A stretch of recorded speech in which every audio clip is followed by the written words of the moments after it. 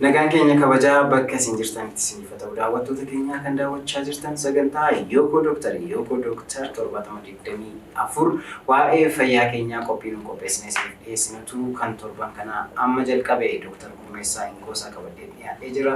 Dr. Gurmessaan barataa ispeeshaalistii yaala internal medicine yaala dhibee keessoo jechuudha. Isaan wajjin turtii godhaa har'a wantoota garaagaraa irratti waliin dubbannaan waliin turaan afeerraa qopheessan qophii kana ani abdii dingataati ogeessi kaameraaf teeknikaa keenya Gideon Mikaa'el waliin jira. Dr. as studio Doctor itti waan argamte guddaan si galateeffadha. Ana dhuf. Sirriilee galatamu waan affeertanii.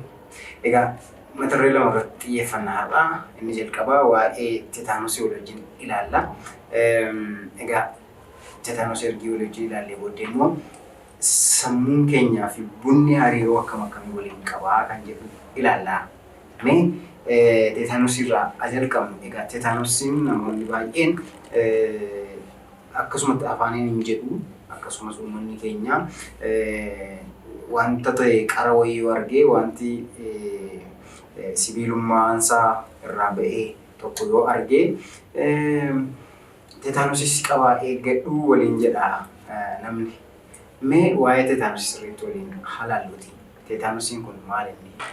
Waan amma kaaftee hojii wal qabatee wanti qara qabu sibiilii danda'a keessumaa bismaarrii millaachaa ta'u wanti lafa jiru biyyoo keessa jiru tokko yoo si waraane teetaanosii qabsiisachuun odeeffannoo gaariidha hubannoo gaariidha ta'u garuu akka nama dhuunfaatti wanta hubadhu maal inni teetaanosii waanuma sana qofa hojii wal qabsiisanii ilaaluutu jira inni kun xiqqoo dogoggoradha.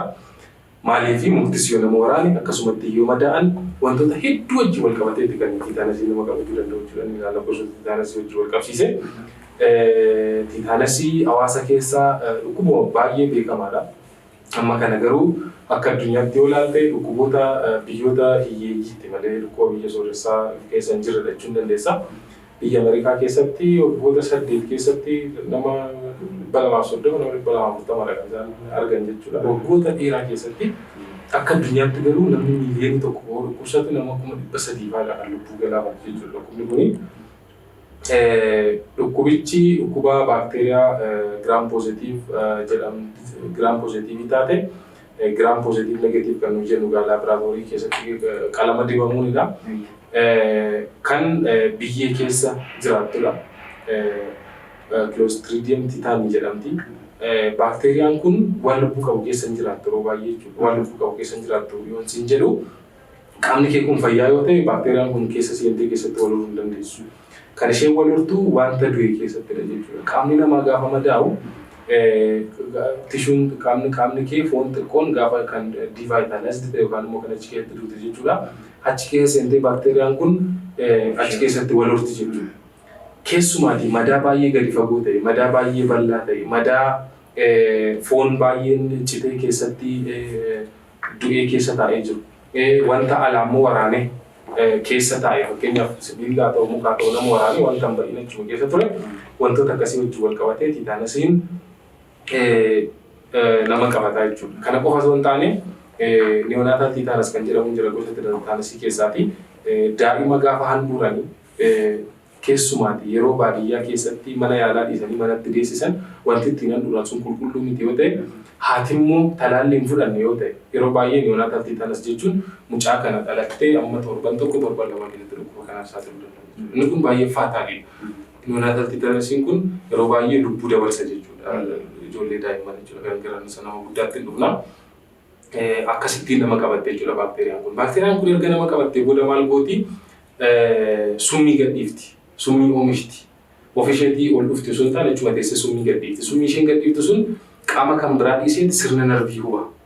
Sirna narvii gaafa jennu harki koo kun gaafa akkas sochoosu gaafa akkas diriirsu ajaja sirna narviitiin kan inni hojjetu jechuudha. Keemikaalli isheen gadhiiftu kun deemeet maashaan keenya akka inni diriirfatu isa godhu balleessa jechuudha. Kana booda maashaan keenya walitti fufiinsaan kottoonfata.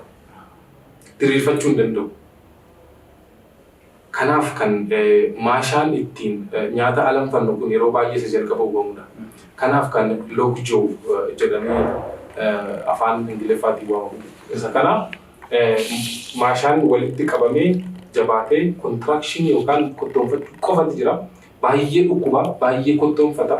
yeroo baay'ee maashaan dugdaa gaafa qottoonfatu dudduubatti jedhu maashaan garaa qottoonfachuu danda'a kan harkaa akkasuma yeroo kanatti amma lafee cabsuutti deemuu danda'a jechuudha qottoonfachiise. Akka kanaan kan inni gara kanaatti deemu. Inni kan biraan madaan erga qaamni namaa madaa'ee booda guyyaa 3 fi guyyaa 21 gidduuttidha kan mallattoon argisiifamu jechuudha. Guyyaa 3 amma guyyaa 21. Baay'inaan garuu madaan namarratti uumame gaafa guyyaa 8ffaa gaafa guyyaa 7ffaa kan kun namarratti mul'achuu eegalu jechuudha. Dabalataan namoota persentii 10 ta'an persentii 10% ta'an keessatti immoo madaa sanayyuu arguu dhiisuu dandeessa. Madaan kun jiraachuu dhiisuu danda'a. Yeroo kana gaati waanuma xiqqoo gogaarraa waanuma xiqqoo sarara gogaarraa bireeshinii wayirraa ka'ee gara teetaanisiitti ol dhufuu danda'a jechuudha. Namoonni talaallii isaan fudhatiin haala salphaadhaan sababa kanaatiin gara teetaanisiin kun isaan hubee gara lubbuu dabarsuutti deemu jechuudha.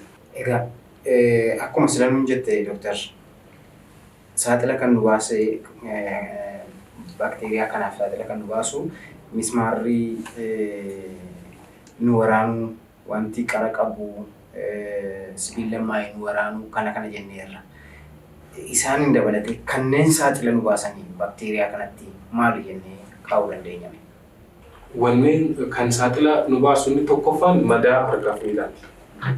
Akkuma addunyaa irratti dhukkuba teetaanosii kan nama qabsiisu sadarkaa duraarra kan jiru madaa harkaa fi miilaati. Keessumaa madaa banaa ta'e, madaa baay'ee gadi fagoo ta'e, madaa wanti cabse wanti keessa jiru keessaan bahi wanti penetrate godhee keessaan bahi hin jiru wantoonni kun dhukkuba kanaaf baay'ee nama saaxilu. Kana qofa miti rukuttaa mataa ta'uu danda'a. Opereeshinii illee ta'uu danda'a. Fakkeenyaaf namni opereeshinii erga ta'e booda madaan isaa banaadha yoo ta'e dirqama bakteeriyaan kun gaafa madaan sun uumamu ta'uu hin qabu kan isheen nama seenu. Madaan erga uumamee booda madaama sana keessa jalqaba kan hin jirre madaan sun naannoo wajjin gaafa wal tuttuqqii qabaatu gaafa sana keessa seenuu dandeessi jechuudha. Kanaaf madaa sababa kamiin uumame sarjarii haa ta'u maal haa ta'u kanaafidha kan baay'ee madaan kan golgamu yeroo baay'ee faashaa wanta adiidhaan kan golgamu akka inni fayyuuf miti. Madaan yoo banamee taa'ee caalaa fayyadu. Kun beekamaadha. Maaliifidha kana guugamu akka wantoonni akka kanaa kun ittiin seenneefidha. Kanaaf jechuudha. Kanaaf madaan banaa taa'u baay'ee wanta kanaaf nama saaxilisa. Kan biraa immoo akkuma sila kaafne yeroo da'umsaa daa'imman yeroo handhuuraman haala tokkoffaa harmeen isaanii kan talaallii fudhate yoo ta'e harmeen isaanii talaallii fudhatte ji'oota jalqabaa keessa daa'imnis nagaa taati jechuudha. Maaliif humnoota ittisaa dhukkuba kanaa haadha keessaa amma ta'e fudhattee dhalatti amma ta'e haati talaallii fudhanne taanaan garuu yeroo ammaa kanallee haadholiin hundumtuu talaallii fudhataa jiru. Hundumallee jechuu hin dandeenyu egaa maaliif kan hordoffii ulfaa 100% hordoffii ulfaa biyya keenya keessa jiru kan hin fudhanne jiraachuu danda'u. Isa kanaaf haati hin fudhanne yoo ta'e talaallii daa'imni immoo haala qulqullina hin qabne yoo handhuuramte salphaadhumatti dhukkuba kana saaxilamuu danda'u jechuudha. Meegaa ergi saaxila isaa ilaallee booddee ittisa isaa fi haala isaa waliin ilaalle. Ittisa dhukkuba kanaa baay'ee kiliiriidha. Akkuma amma kaasuu yaalletti ka'umsa isaa yoo hubarte dhukkuba tokko ka'umsa isaa beekta taanaan ittisi isaa baay'ee salphaadha. Keessumaatii talaallii qabaa jechuudha. Talaallii kana I think daa'imman biyya keenya keessa jiran iskeejulii talaallii daa'immaniitiin fudhatu hundumti isaanii. Torban ja'affaarraa jalqabee ji'a tokkoon fudhatu natti fakkaata. Kanan fudhatu inni kun in eega jechuudha daa'imman. Inni lammaffaa immoo haadholiin talaallii kanan fudhatu. Haadholiin talaallii kanan fudhatu inni immoo haadholiis ni eega daa'ima isaan da'anis yeroo muraasaaf ni eega. Yeroo muraasaaf erga inni eegee booda immoo daa'imman sun ofuma isaaniitti talaalliin akka iskeejulii biyya keenyatti kennamu daa'imman sun akka isaan teetaanosiidhaan hin qabanne isa jechuudha. Inni kun isa jalqabaati talaallii. Maaliif amma lafarra deemutti madaa waa tokko nutti hin bu'in jechuu hin dandeenyu waan ta'eef jechuudha. Inni lammaffaa immoo keessumaa namoonni talaalliin kun egaa jalqaba al sadii erga fudhatamee booda sanumaan hin dhaabamu jireenya guutuu miti kan inni namarraa ittisu oolan jechuudha. Yeroo muraasaa booda booster dose kan jedhamu yoo xiqqaate waggoota 10 fudhatamuu qaba sana booda.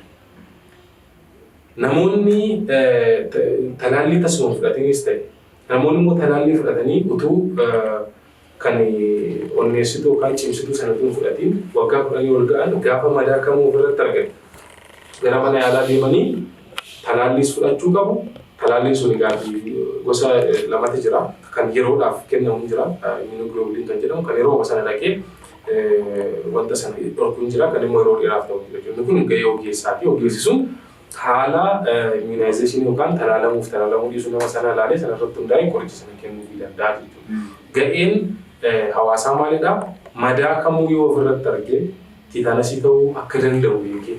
Madaan sun fakkeenyaaf yoo bismaarri xiqqoo ishee na waraante homaa rakkoon qabu bismaarri na waraante hin baate keessaa hin fayya jettee yoo dhiifte rakkoo sanaaf saaxiluu danda'a.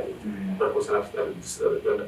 Isa kanaaf hawaasni gara mana yaalaa deemee talaalliidhaaf qoricha ga'aa fudhachuu qaba jechuudha. Inni kun madaan uumamee osoo jiru. Ofii ofiitiin immoo gara mana yaalaa tun deemiin madaa sana sirriitti qulqulleessu. Bishaaniin sirriitti miicanii qulqulleessu. Akkuma sirasii kaasee teetaanosiin foon fayyaa keessatti waliin ooltu. Madaan tokko qaamni namaa tokko itti madaa'e yoo sirriitti miicee wanta du'e keessaa baafte hin saaxilamu teetaanosiidha. Isa kanaaf qulqullina madaa sanaa sirriitti eeguu barbaachisaadha. Inni lammaffaa madaan haguugamuu qaba. Akkuma sila qaamni haguuggii isaa sun illee jijjiiramuu qaba. Isa kana ogeessi fayyaalluu ta'edha jechuudha. Yaada isaa ilaalchisee dhukkubni teetaanosii ittisuu isaati gaarii. Dargaggoon irraa kaasa. Ittisuu isaati gaarii. Yaada isaa ilaalchisee qorichoonni hin jiru.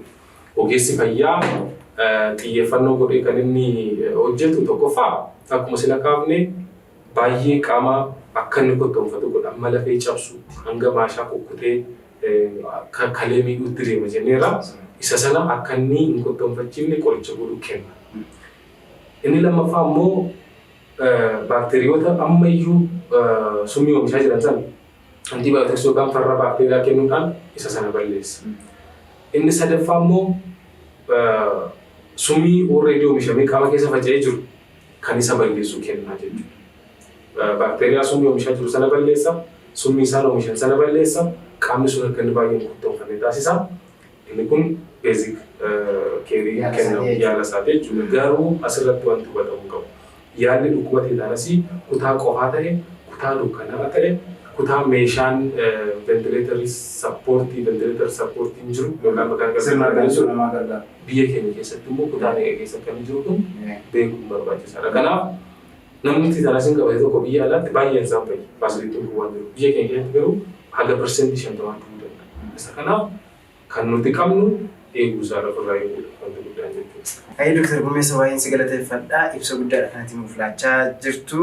Egaa daawwattoota keenya waa'ee teetaanosii barumsa gaarii arganneerra jedhee tan abdii guddaa qaba. Boqonnaa muraasa fudhannee walitti deebinaa daraartuu nu dhugu qindeessitee jirti. Turtii muraasa booddee wal arginaa Dooktar Gurmessa wajjin turtiin goonu waa'ee hariiroo bunaa fi sammuu keenya walii wajjin ilaalla. Ammas turtiin keessan yoo Dooktar waliin ta'u gaaffii yoo qabaattan ammasittuu 7024 irratti bilbiluu dandeessu. Hakiimonni keessan isin mariisisu.